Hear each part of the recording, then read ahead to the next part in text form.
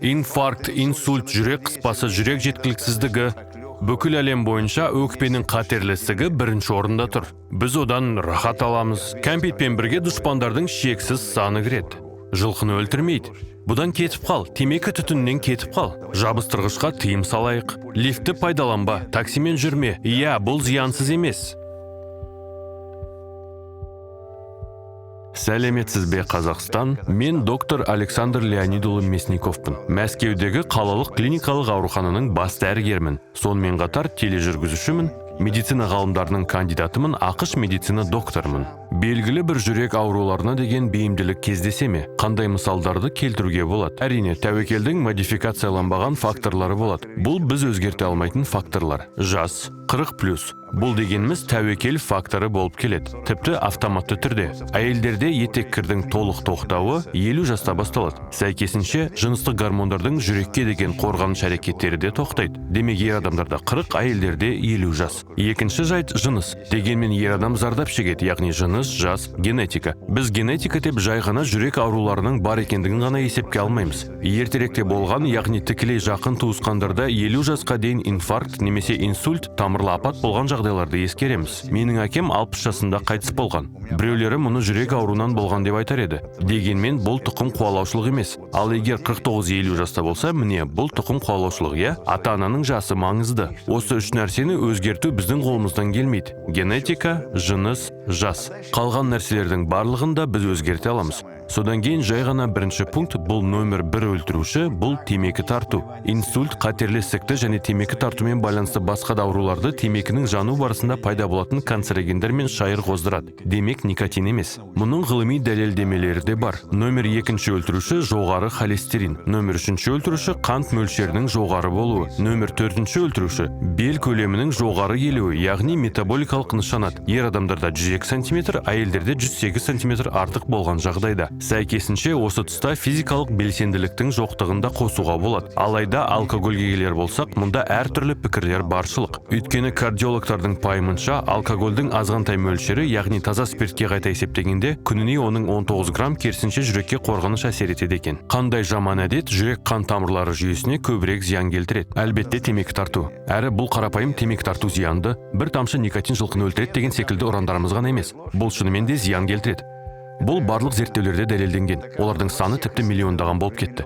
Никотин аурулардың негізгі себебі болып саналмайды. Ол тек әдеттену үшін ғана жауапты. Темекі түтіні және жану өнімдері, міне дәл осы нәрселер темекі тартуға байланысты пайда болатын аурулардың ең басты себебі.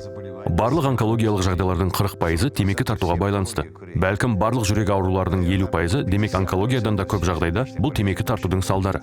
Егер сіз бүгін темекі шегуден бас тартсаңыз, онда жүрек аурулары бойынша тәуекел факторынан тек қана 2 жылдан кейін шығасыз. Ал өкпенің қатерлі ісігі секілді ауру бойынша тек қана 5 жылдан кейін. Сонда да сіздің тәуекелдеріңіз өмірінде темекі шекпеген адаммен салыстырғанда 2 есе жоғары болып қала бермек. Сондықтан өзіңізге неғұрлым ертерек тоқта деп айтсаңыз, соғұрлым деніңіз сау бола түседі. Әрі бұл жерде ешқандай да бір күмән немесе қандай да бір әңгімелер болуы мүмкін емес. Мәселен, менің атам махорка тартқан, өзі 100 жасқа дейін өмір сүрген деген сияқты әңгімелер. Иә, біз бәріміз де әртүрліміз. Сен соны қалайтын шығарсың. Дегенмен генетикалық лотереяда ұтасың ба, әлде ұтыласың ба, осыны қалай тексере аласың? Сен темекіні тарта бергің келеді, содан соң инфаркт немесе өкпенің қатерлі ісігіне тап болғың келе ме? Не болмаса, одан кейін, ой, мен ол ауруға шалдықпадым, жолым болған екен демекшісің бе? Ал егер жолың болмасашы, бірен-сарандардың ғана жолы болады. Дегенмен мұны жалпы популяцияға экстраполяциялауға болмайды. Мұнымен күресу керек. Сонымен бірге айтарым, қауіпсіз темекі тартудың түрлері мүлдем кездеспейді. Мүштік те, қорқор да, сигаралар да қауіпсіз емес. Мен шылымды ішке тартпаймын дейтіндер бар. Ал ауыз қуысының қатерлі ісігі ше? Никотин жүрекке қалай әсер етеді? Жүрек ауруларының себебі нақ осы никотинге байланысты ма? Бұл ешкім ешқашан естімейтін негізгі сұрақ. Никотин жүрек үшін де, жалпы адам ағзасы үшін де, ол жылқыны өлтірмейді. Біздің ағзамызда никотиндік рецепторлар бар. Никотин солармен байланысады. Ол бізді жеп қояды. Бұл стимуляторлар.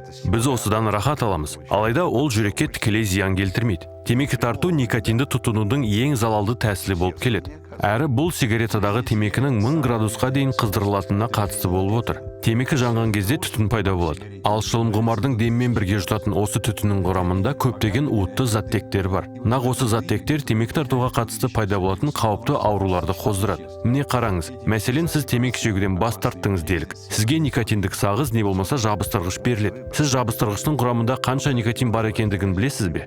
Белгілі бір жабыстырғышта темекінің жарты қорабындай, ал кейбіреулерінде темекінің 2 қорабына татитын никотин мөлшері болады. Яғни сіздің сағыз жабыстырғыш спрейлер арқылы алатын никотин мөлшеріңіз кейде тіпті темекінің 1 қорабындағы никотиннен де асып түседі. Негізгі мағына неде? Біз әрі біздің рецепторларымыз никотинді қалап тұрады. Біз одан рахат аламыз, ұйықтамаймыз, түсінесіз бе? Бұл бізге стимуляция береді. Алайда біз никотинді осы түтінді деммен жұту арқылы алып отырамыз. Ал зиян келтіруші жану өнімдері болып саналады. Бұл жерде шамамен 700 түрлі зиянды заттектер, соның ішінде тіпті жағармай буы да бар. Тура жанармай құю станциясында тұрғандайсың. Осы микрожанудың бөлшектері әсер етеді. Мәселен, сен кәмпитті жеуді қалап тұрсың. Сен кәмпитті аласың, ал ол үлкен бір зиянды нәрсеге оралған. Сен кәмпитті алу үшін оны жұтасың, ал кәмпитпен бірге дұшпандардың шексіз саны кіреді. Дәл осы себептен темекіге қарсы күрес маңызды болып тұр. Никотинді қалайсың ба? Міне саған никотин. Сеуіп көр, жабыстырып көр, бірден есте. Міне саған никотин. Алайда сен оны никотиннің артынан еретін, әрі сені инфаркт немесе онкологияға әкеліп соқтыратын осы бір дұшпандар дивизиясыз аласың.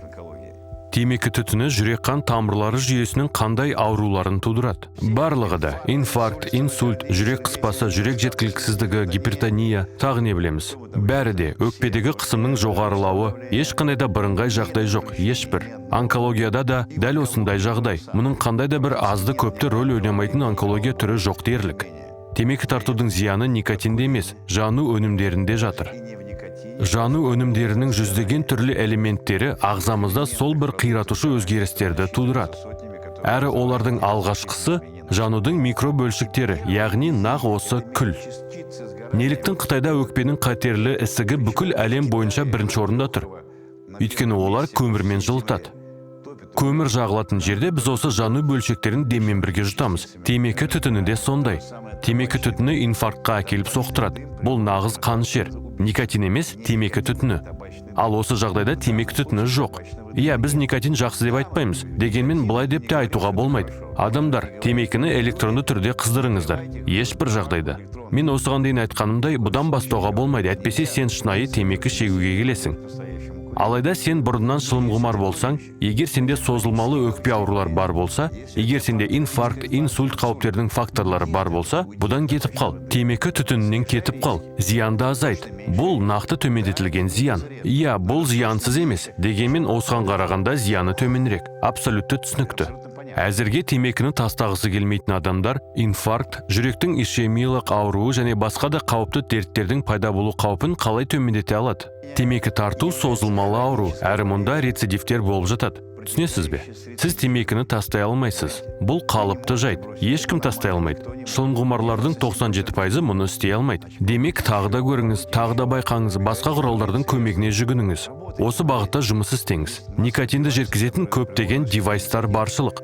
Дәрігерлермен бірге жұмыс істеңіз. Жағдайды өзгертіңіз. Темекі тартпайтын үй жасаңыз. Шылым шегетін достарыңызды қонаққа шақырмаңыз. Темекі шегуден бас тарта алмайтыныңыз қалыпты нәрсе. Алайда нәтижесінде дәрігермен бірге, отбасыңызбен бірге шешім қабылдау, бұл сіздің қолыңыздан келеді. Темекіні тастау керек.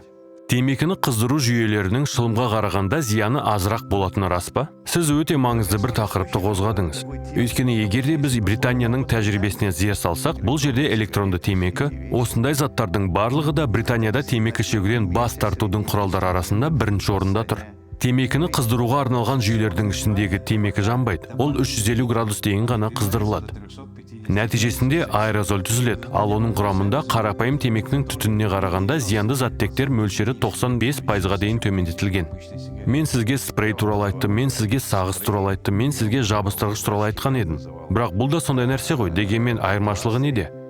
Айталық, сен жабыстырғышты жабыстырып қойдың. Алайда адаммен сөйлесіп отырып, бәрібір темекі тартқың келіп тұрады.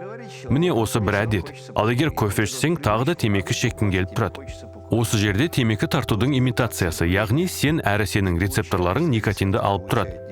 Сен мәз боласың, дегенмен осы никотинді мына бір үлкен спектрсіз-ақ темекі түтінсіз, жағармай бусыз, фенол, пропил, бутиленсіз аласың. Бәріне тіпті тілімде келмейді. Сондай-ақ былай істеп көрекші. Сіз кез келген, мүлдем кез келген дәрігерден сұрап көріңіз. Қайсысы зияндырақ, қарапайым темекі ме, әлде электронды темекі ме? Кез келген дәрігер, егер ол дәрігер болса, сізге былай деп айтады.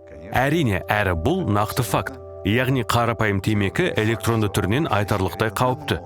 Демек, иә, сіз осыларды балаларға сатуға тыйым салуыңыз керек. Сіз мәселен балалар мен жасөспірімдерге темекі мен алкогольді сатпайсыз ғой. Өйткені егер біз оң жақтан сол жаққа қарай келе жатсақ, яғни электронды темекі мен вейперлерден кәдімгі темекі тартуға қарай бет алсақ, демек бұл теріс жолға түскеніміз.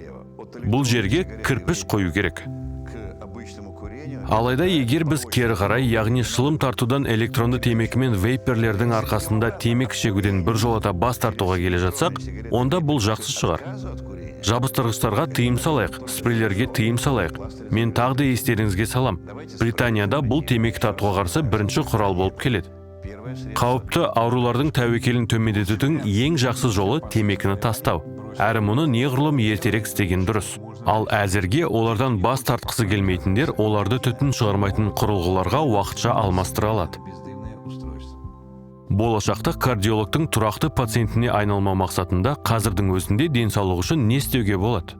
Жауабы өте қарапайым. Жүрек ауруына шалдыққың келмей ме? Қимылда және қимылда. Баспалдақпен жүр, лифтті қолданба. Бір қабатқа жоғары жаяу көтеріл, лифтті қолданба. 20-шы қабатта тұрасың ба? Демек 3-ші, 4-ші, 2-ші қабатқа жаяу көтеріліп, сол жерден лифтті шақыр. Ең болмағанда бірнеше шақырымды жаяу жүріп өтіп, такси мен қоғамдық көлікті пайдаланбауға тырыс. Күн сайын қандай да бір физикалық жаттығуларды орында. Жүректің денсаулығын қалай сақтауға болады? Қалыпты қан қысымын, холестериннің қалыпты деңгейін, қанттың қалыпты деңгейін, қалыпты дымы сақта және темекі тартпа. Өте қарапайым.